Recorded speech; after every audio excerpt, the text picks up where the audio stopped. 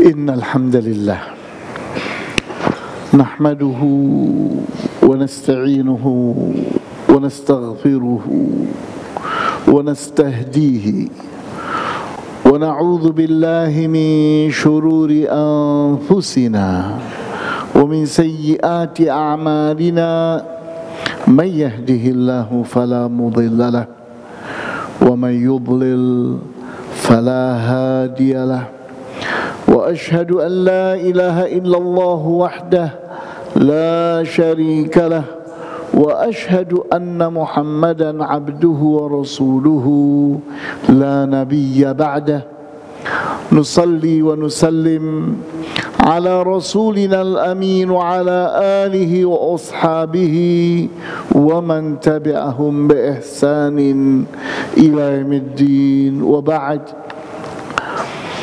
ولقد قال الله عز من قائل يا أيها الذين آمنوا اتقوا الله حق تقاته ولا تموتن إلا وأنتم مسلمون يا أيها الناس اتقوا ربكم الذي خلقكم من نفس واحدة وخلق منها زوجها وبث منهما رجالا كثيرا ونساء واتقوا الله الذي تساءلون به والأرحام إن الله كان عليكم رقيبا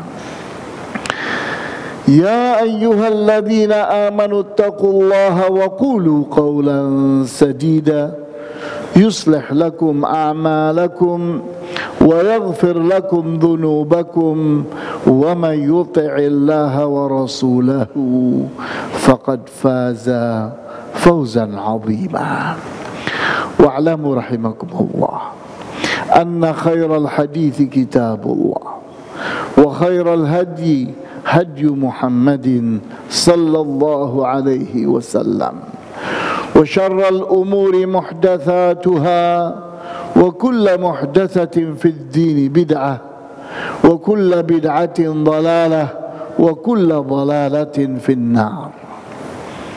Para hadirin sidang Jumat yang dimuliakan oleh Allah Azza wa Jalla, di antara pelajaran terpenting yang wajib kita ambil dari para qudwah, uswah, pemimpin dan suri tauladan kita dari Rasulullah SAW dan as-salafus salih, di mana kita perlu belajar kesabaran dalam mengelola keluarga, sehingga ulama as-salafus salih mencontohkan kepada kita bagaimana mereka itu bersabar terhadap kelemahan-kelemahan yang ada pada istri mereka dan anak-anak mereka, sehingga mereka itu memandang kalau dari keluarga mereka itu adalah sedang terjadi suatu pelanggaran, maka itu artinya mereka sedang berbuat dosa. Maka Allah balas waktu itu juga dengan adanya pelanggaran. Bagaimana keberhasilan seorang ayah, seorang suami dalam mengelola rumah tangganya, dalam mendidik keluarganya, dalam memperlakukan istri dan anaknya, itu akan menggambarkan bagaimana perlakuan dia kepada Allah Subhanahu wa ta'ala. Saat seseorang itu buruk perlakuannya kepada Allah, maka Allah akan perlihatkan kepadanya buruknya perlakuan istri dan anaknya kepada dia. Sehingga kita melihat bahwa perilaku keluarga kita, entah itu istri dan anak, mereka adalah gambar kita terhadap Allah. Sehingga sebahagian dari para ulama as-salafus salih mereka berkata, inni la'asillah, sesungguhnya aku saat berbuat dosa, berbuat maksiat terhadap Allah, fa'ajidu dzalika fi khuluqi dabbati wa imraati, maka aku lihat hal yang serupa terjadi pada kendaraanku dan istriku. Jadi kita perhatikan sejauh ini perkataan para ulama as-salafus salih. Kalau aku ini sedang berbuat maksiat terhadap Allah, maka aku lihat hasilnya apa. Allah tunjukkan, nih kendaraanmu mogok-mogokan, nih istrimu melanggar aturanmu, buruk sikapnya terhadapmu. Jadi kita jangan buru-buru main tampar istri kita, main buang kendaraan kita. Tidak, kawan. Itu adalah monitor dirimu. Ini kasih sayang Allah untukmu, sehingga engkau melihat kesalahanmu di dunia ini juga. Tidak menunggu nanti setelah mati baru tahu dosa dan maksiat kita terhadap Allah, maka terlambat.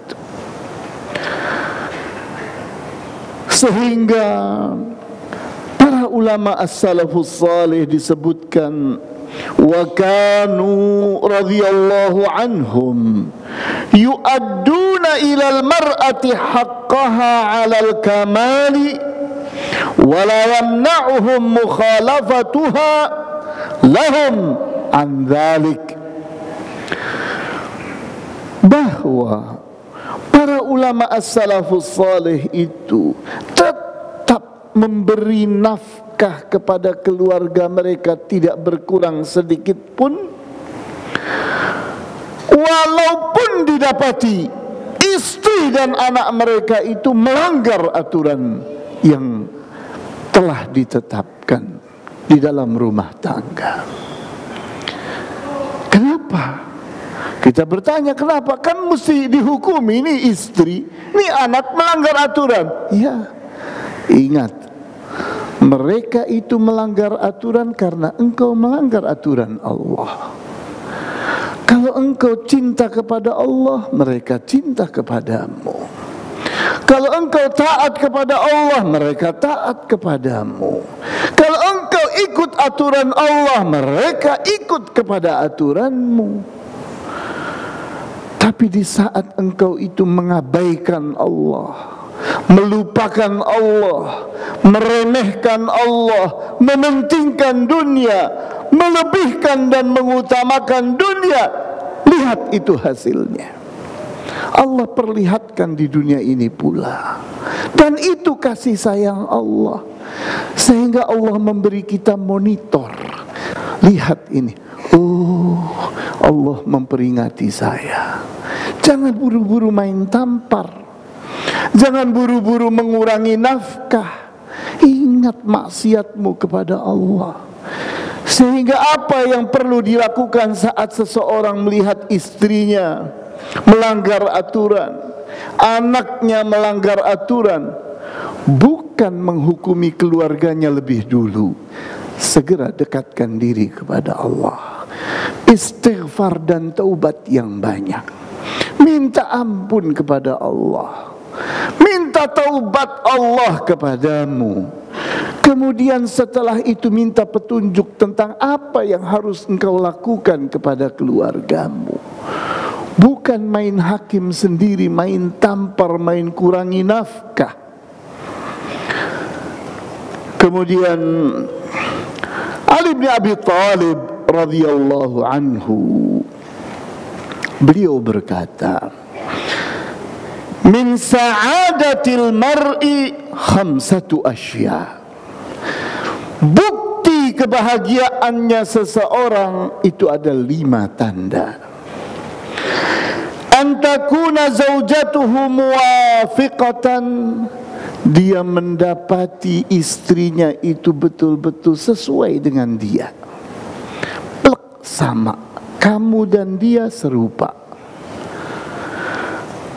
Wa auladuhu abrara, dia dapati anak-anaknya itu birrul walidain, anak-anak yang tahu aturan, memiliki adab, taat kepada kedua orang tuanya, beribadah kepada Allah, memburu ridha dan cintanya Allah. Yang ketiga, wa ikhwanuhu atqiya, saudara-saudaranya adalah orang-orang yang bertakwa, sehingga dia tidak gubrek, tidak ribut dengan keluarganya sendiri. Keluarganya mudah diajak bicara, diajak musyawarah. Mereka adalah orang-orang yang beribadah kepada Allah, siap menjalankan perintah Allah, siap meninggalkan larangan Allah. Tanda yang keempat, wajiranuhu salihin, tetangga-tetangganya adalah orang-orang yang saleh. Kenapa tetangga-tetangganya orang saleh? Karena dia adalah suri tauladan. Dia memiliki mulut yang didengar oleh tetangganya, dihormati oleh tetangganya, sehingga tetangganya benar-benar menerapkan apa yang menjadi tutur katanya. Karena orang itu tergantung perlakuan kita. Bagaimana kita meletakkan sandal kita di depan pintu atau menggunakannya, itu perlakuan orang terhadap kita.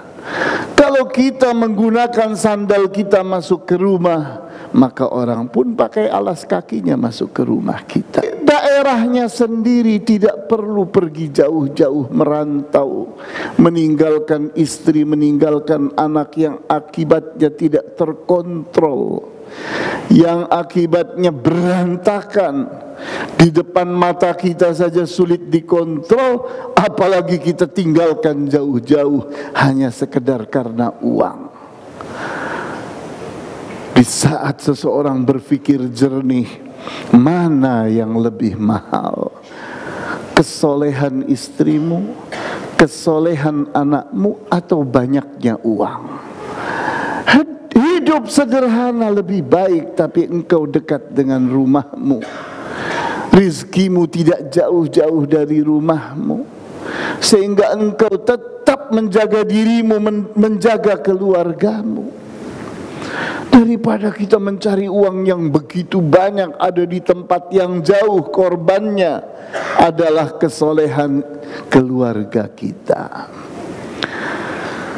Maka kita pun diingatkan oleh Rasulullah sallallahu alaihi wasallam dalam hadis yang diriwayatkan oleh At-Tirmidzi dan dinilai sahih oleh Al-Albani dalam silsilah beliau dengan nomor 285, di mana Rasulullah SAW mengatakan, khairukum li ahlihi, orang terbaik di antara kalian adalah orang terbaik kepada keluarganya. Wa ana khairukum li ahli, dan aku adalah orang terbaik terhadap keluargaku. Jadi ukuran baik buruknya seseorang itu dilihat bagaimana keluarganya terhadap dia. Kalau seseorang itu mau tahu dia baik atau tidak, jangan tanya orang jauh. Mereka tidak kenal engkau. Tanyalah istrimu, tanyalah anakmu. saat mereka itu menilai engkau buruk, maka merekalah yang lebih mengerti tentang dirimu. Kalau mereka mengatakan engkau itu baik, merekalah orang yang paling mengerti tentang dirimu. Jangan mencari pujian dari orang yang jauh-jauh di sana, karena yang lebih kenal engkau itu adalah keluargamu. Sehingga kalau kita ini ingin menjadi manusia yang layak memimpin, kita ini harus berhasil memimpin rumah tangga kita, karena rumah tangga kita adalah kerajaan kita. Rumah tangga kita adalah negara yang kita adalah rajanya atau presidennya. Kita yang memimpin. Kita harus berhasil memimpin. Kegagalan kita memimpin artinya kegagalan kita di luar. Di negara kecil saja engkau gagal, apalagi di negara besar. Sekedar rumah tangga yang secomot itu saja engkau gagal, apalagi engkau memimpin masyarakat yang luas, memimpin bangsa, memimpin dunia. Semakin jauh kawan, keluargamu itu negaramu, teritorial, otoritasmu. Sehingga buktikan kepemimpinanmu, buktikan bahwa engkau seorang pemimpin yang berhasil, seorang pemimpin yang benar-benar adil, dicintai oleh keluarganya. Benar-benar keluarganya itu cocok dengan engkau. Benar-benar engkau adalah orang yang kalau bicara jadi kenyataan, orang yang punya komitmen, orang yang punya konsistensi, sehingga hidupmu betul-betul kenyataanmu, mulutmu adalah kenyataanmu, pikiranmu adalah kenyataanmu, bukan kemunafikan, bukan kebohongan, bukan dusta, bukan kepalsuan, bukan hal-hal yang paradoks, saling bertentangan antara apa yang diucapkan dengan kenyataan. Paradoks, saling bertentangan antara apa yang difikirkan dengan apa yang jadi kenyataan. Antara iman dengan kenyataan bertentangan. Antara yang di jiwa dengan kenyataan saling bertentangan. Itulah kegagalan.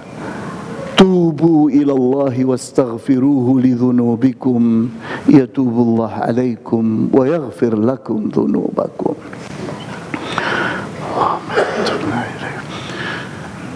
Walhamdulillahi rabbil alamin. Wa bihi nasta'in ala umuri dunya wad-din. Wassalatu wassalamu ala ashrafil anbiya'i wal mursalin wa ala alihi wa ashabihi ajma'in. Fala udwana illa ala adh-dhalimin wal 'aqibatu lil muttaqin. Para hadirin sidang Jumat yang dimuliakan oleh Allah Azza wa Jalla, kita lihat seorang tabi'i yang bernama Ahmad ibn Harbin rahimahullah. Beliau memberi kita kurikulum apa yang harus kita didikkan kepada istri kita untuk menjadi istri yang salihah, istri yang sukses hubungannya dengan Allah dan sukses hubungannya dengan suaminya. Maka Ahmad ibn Harbin rahimahullah berkata, "Idza ijtama'a fil mar'ati sittu khisalin faqad kamula salahuha." Kalau pada diri seorang perempuan telah berkumpul 6 hal berikut ini, maka telah sempurnalah kesolehannya. Jadi kesolehan perempuan dibuktikan dengan 6 tanda ini. Yang pertama, al-muhafadzatu 'alal khamsi. Seorang perempuan menjaga salat 5 waktunya. benar-benar sholat 5 waktunya, diperhatikannya di awal waktunya, mengikuti tumakninahnya, khusyuknya, dan seterusnya. Hal yang kedua, wa tawa'iyatu zawjiha, dia taat kepada suaminya, terbukti taat kepada suaminya. Yang ketiga, wa mardatu rabbiha,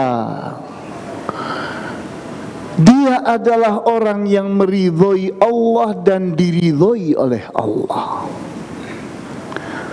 Kemudian yang keempat, wa hifdzu lisghibati wan namimati, dia menjaga lidahnya dari namimah, fitnah.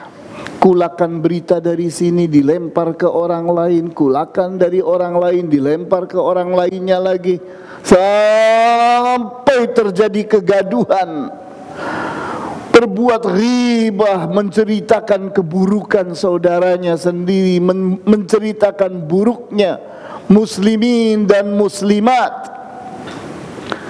Dia mampu menjaga lidahnya, dia tidak mau itu. Kemudian yang kelima, wa zuhduha fi mata'id dunya, dia zuhud terhadap perhiasan dunia, sehingga buat dia dunia adalah kebutuhan, keperluan, bukan tujuan. Sehingga kalau dia sudah memiliki sesuatu, sudah puas dia merasa cukup. Dia tidak mengejar-ngejar dunia, mengorbankan ibadah, mengorbankan akidah, mengorbankan akhlak, mengorbankan hal yang utama, hal yang wajib, hal yang sunnah. Dia tidak mau. Dia mau dengan dunia ini, butuh dengan dunia ini, perlu dengan dunia ini, iya, tapi sebatas keperluan dan kebutuhan, tidak ambisi kepada dunia, zuhud terhadap dunia. Dunia dianggapnya kecil, akhirat itulah yang utama, akhirat itulah kekayaan, akhirat itulah tujuan. Kemudian tanda yang keenam, wa sabruha 'indal musibati, perempuan yang salihah itu sabar berhadapan dengan musibah. Kenapa? Karena musibah itu bukti cintanya Allah kepada seseorang. Dengan musibah itu Allah mencuci dosa orang itu. Dengan musibah itu Allah ingin mengangkat derajat seseorang yang kena musibah. Sehingga jangan kita heran kalau para sahabat itu lama tidak mendapatkan musibah, maka menangis. Para sahabat itu menangis karena lama tidak kena musibah. Mereka takut, kenapa aku ditinggal oleh Allah? Apakah mereka senang dengan musibah? Bukan. Karena mereka tahu bahwa Rasulullah SAW itu telah bersabda, "Idza ahabballahu 'abdan ibtalah." Jika Allah mencintai seorang hamba, maka Allah beri dia musibah, Allah beri dia ujian. Orang itu kalau mau naik pangkat pakai ujian. Tidak ada orang naik pangkat tahu-tahu naik pangkat, tidak bisa, itu tidak normal. Sehingga kalau seseorang ingin lebih dekat dengan Allah, maka hadapi ujian. Kalau seseorang ingin semakin dicintai oleh Allah, hadapi ujian. Kalau seseorang itu ingin bersih dari dosa-dosanya, jalani ujian. Sehingga ujian itu sesuatu yang harus dijalani, jangan ditakuti. Maka hadapi ujian itu sebagai sebuah tantangan yang di belakangnya ada peluang, ada harapan yang akan menyenangkan dan membahagiakan. Sehingga keenam inilah kurikulum seorang suami. Didiklah istrimu untuk mencapai 6 hal ini. Kemudian seorang suami saat mendidik istrinya harus dengan kesabaran puncak, dari sejak dia kawin sampai istrinya meninggal atau dia meninggal. Terus bersabar. Kita lihat surat Thaha ayat 132. Wa'mur ahlaka bis-salati wastabir 'alaiha. Perintahkan keluargamu untuk salat dan terus bersabarlah. Wastabir, lebih daripada sekedar wasbir, ada tambahan ta yang berasal dari ta, asalnya wastabir, kemudian berubah ta itu menjadi ta karena sulitnya mengucapkan ta di tengah-tengah sad dengan ra, maka dia berubah menjadi ta. Maka ini artinya apa? Terus meneruslah engkau bersabar dalam memerintahkan sholat. Sehingga ayat ini menjadi pegangan bagi para ulama as-salafus salih, bahwa bersabar terhadap keluarga itu hukumnya wajib karena perintah Allah, dan terus menerus sampai istri kita meninggal atau diri kita meninggal. Lebih lagi, di saat kita berpegang kepada hadis yang sahih di mana Rasulullah SAW bersabda, fattaqullaha fin nisa, bertakwalah kalian kepada Allah saat memperlakukan para wanita. Fa innakum akhadtumuhunna bi amanatillah wastahlaltum furujahunna bi kalimatillah. Karena engkau itu sesungguhnya telah mengambil mereka dengan amanah. Engkau pindahkan dari ayah mereka kepadamu, dan engkau telah halalkan kemaluannya yang kemarin haram, sekarang jadi halal karena kalimat Allah telah engkau ucapkan, di mana engkau mengatakan demi Allah saat engkau aqdun nikah. Maka inilah pelajaran kita, bahwa kita ini harus menjadikan keluarga kita monitor kita. Didiklah keluarga kita seperti kita mendidik diri kita sendiri. Qu anfusakum wa ahlikum nara. Jaga diri kalian dan keluarga kalian dari api neraka. Maka kita jaga mereka. Keluarga kita adalah monitor diri kita. Engkau baik kepada Allah, keluargamu baik kepadamu. Engkau buruk kepada Allah, keluargamu buruk kepadamu. Allahumma ighfir lana dhunubana ya Ghaffar. Allahumma kaffir anna sayyiatina. Allahumma hdina, Allahumma arhamna ya arhamar rahimin. Allahumma hdina, Allahumma ja'alna minal mu'minina as-salihin, as-sabirin asy-syakirin, al-mukhlisin al-muhsinin ya arhamar rahimin. Allahumma arinal haqqa haqqan warzuqna ittiba'ahu wa arinal batila batila warzuqna ijtinabahu. Allahumma 'allimna ma yanfa'una wanfa'na bima 'allamtana. Allahumma 'allimna rushdaka ya khairar rasyidin. Allahumma a'izna bi'izzatika wa qawwina biquwwatika wa aghnina bifadlika wakfina bihalalika an haramika ya a'azzal a'izza. Ya aqwal aqwiya, ya aghnal aghniya, ya rabbal alamin, ya rabbal mustad'afin, ya rabbal mustad'afin. Allahumma arhamna ya arhamar rahimin. Allahumma arzuqna hubbak wa hubba man yuhibbuk wa hubba kulli amali yuqarribuna ila hubbika ya dhal jalali wal ikram ya arhamar rahimin. Allahumma arzuqna al-ikhlas wat taqwa والإيمان والتوكل عليك يا رب العالمين. ربنا آتنا في الدنيا حسنة وفي الآخرة حسنة وقنا عذاب النار.